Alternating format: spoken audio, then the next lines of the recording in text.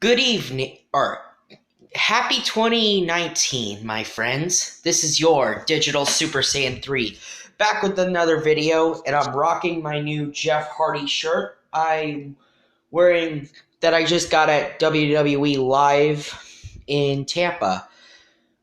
So yeah, I'm wearing the new Jeff Hardy shirt I got. I love Jeff Hardy.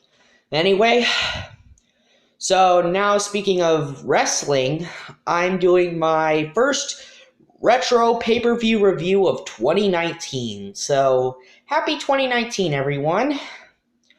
And my retro pay-per-view review is on the 1999 Royal Rumble.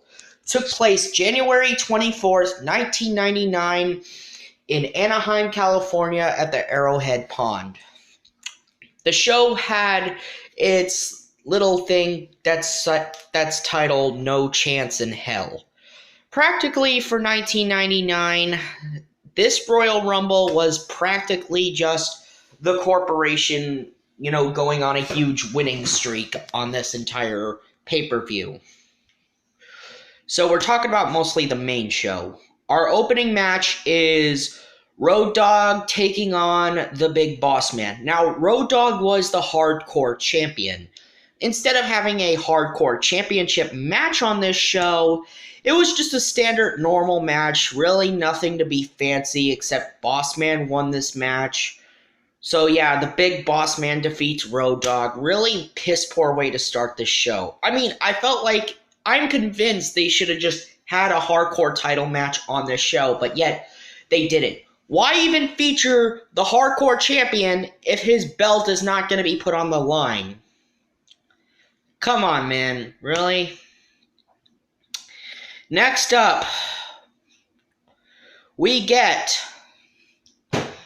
Ken Shamrock defeating Billy Gunn to retain the WWF Intercontinental Championship. And really nothing more to be said here. Ken Shamrock beats Billy Gunn here. And yeah, I'm convinced they could have continued to have Billy Gunn be in the Intercontinental title picture during early 99, but when we got into WrestleMania, they switched the Outlaws around. Road Dogg went after the Intercontinental title and won the IC title, and Billy Gunn ended up winning the Hardcore title for no apparent reason. Vince Russo freaking sucked doing this. Yeah, and this was Vince Russo booking here, since he was still booking with the WWF at the time, and he hadn't moved on to WCW until like the fall of 99, because in the fall of 99, he would go to WCW. Our next match on the show would feature XPac defeating Gangrel to retain the European title. Now, I gotta say, I had no problem with this match. Really nothing to be said about this match except XPac won. It was a solid match between XPac and Gangrel. Nothing more, nothing less. Next up, we have Sable, who was ambushed by Luna earlier on Heat, defeating Luna in a strap match with Shane McMahon on commentary. Shane McMahon talking about how Sable is an egomaniac and everything. And Sable hadn't turned heel yet until, WrestleMania. By the time of WrestleMania 15, Sable would turn heel. So, yeah, Sable ended up winning this match. Nothing more to be said here. Sable ended up retaining the women's title. I forgot this was also a women's title match. She beat Luna. Nothing more to be said. Next up, we get the match of the night. The I Quit match between The Rock and Mankind. This was a great match. Basically, The Rock challenged Mankind to an I Quit match on Raw. Basically, The Rock issued his rematch clause. Mankind kept turning him down. Then, when Rock said the word I quit, Mankind said, I accept the match you just proposed, Rock. You and I at the Royal Rumble in an I Quit match. Rock and Mankind during from late 98 all the way through early 99, they were having some great matches with each other. This I Quit match was one of their best matches, following up their match from the Survivor Series and their match at Rock Bottom. This was a great follow-up. And yes, Michael Cole and Jerry the King Lawler were on commentary for this show. Yeah, because JR was taking time off for his Bell's palsy. And, I don't blame them for, having JR take time off for his Bell's palsy, because that condition has caused JR a lot of problems over the years. But either way you slice it, this I Quit match was great. I mean, Rock and Mankind were fighting all over the arena. They were fighting over near the crowd, and Rock knocked Mankind into the electrical equipment. And of course, we're talking about then the ending to this match on how savage it got. Mankind literally gets handcuffed and gets the hell beaten out of him with serious chair shots to the head. Mankind, aka Mick Foley, took so many freaking chair shots, it's insane. And of course, at the end of it, Rock won the title when Mankind uttered the words, "I quit." Well, not Mankind himself, but a recording of Mankind. So, Rock won the WWF title for a second time. However, this leads up to the halftime Heat match on Sunday Night Heat, where Mankind would win the title back from The Rock. That would happen on Super Bowl Sunday of 1999. And I gotta say, yeah, it was a great battle for the WWF title, back and forth. I mean, the heat between Mankind and The Rock during that time period was just great.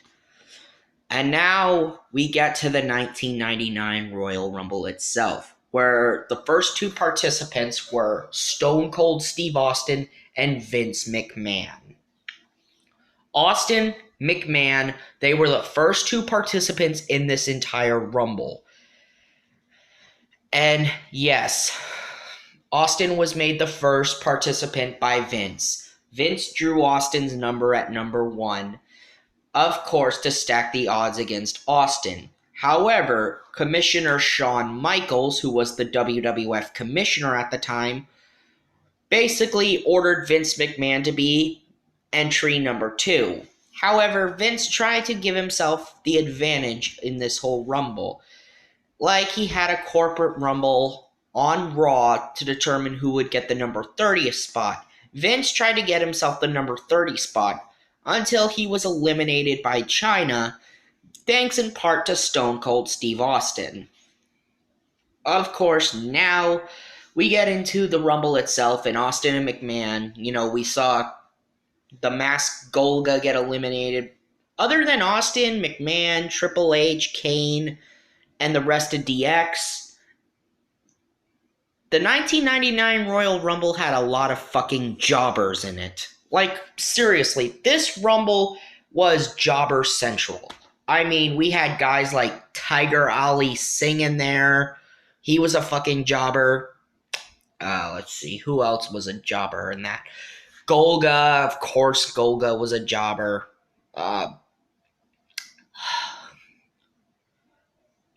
Mabel was fucking in there. Oh yeah, Mabel. And Mabel's most memorable moment in that Rumble, he was kidnapped by the Ministry of Darkness. Basically, The Undertaker, the Acolytes, and Mideon,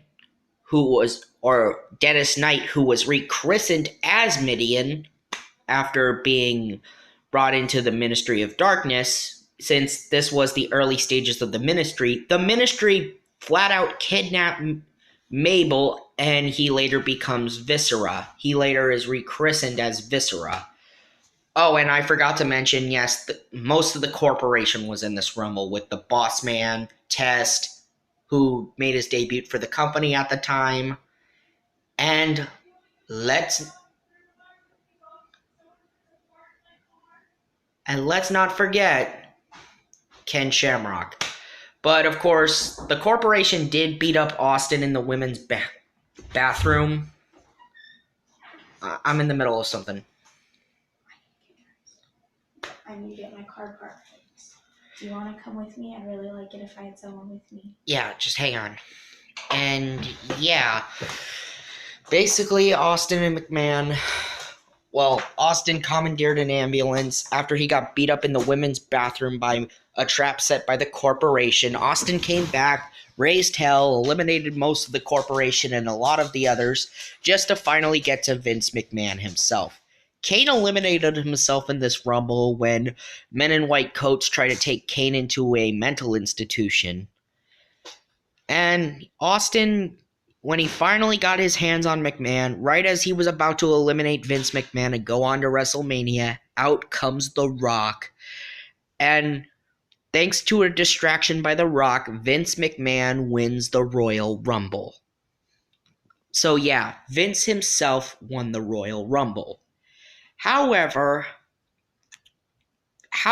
even though Vince won the Royal Rumble, he waived all his privileges as the number one contender for the title, and of course he would face Stone Cold Steve Austin the following pay-per-view in a cage match at the St. Valentine's Day Massacre. Of course, Austin was the number one contender, and of course it made sense that they were going to build to Rock Austin. Still, the 1999 Royal Rumble was not a very perfect Rumble. Although it is turning 20 this year and in the month of January, it's still regardless is not a really good Rumble. It's not a really good Rumble pay-per-view. Although the best part of this show was the I Quit match between Rock and Mankind. And Rock and Mankind stole the show. But happy 20th anniversary Royal Rumble 1999. This has been your Digital Super Saiyan 3, and I will see you next time.